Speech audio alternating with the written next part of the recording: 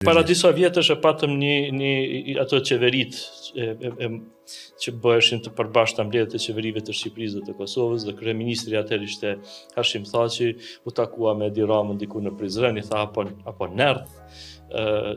Edi Rama nuk e kuptoi, këti i ran mend a ket ftohtë, dhe filluan diskutime në rrjetet sociale për këtë punë që a di kryeministri i Kosovës të flasë shqip. Tash çka përfshin fjala nardh? Ka një metafoni, nardh.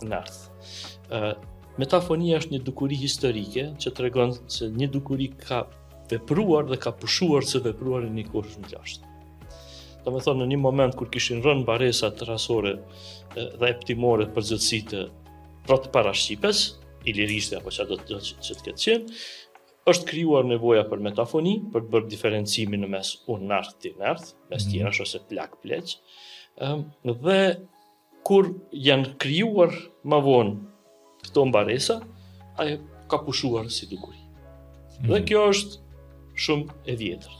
Në qoftë se fjala nardh e ka metafoninë, kjo tregon që fjala nardh është një prej fjalëve të vjetra të gjuhës.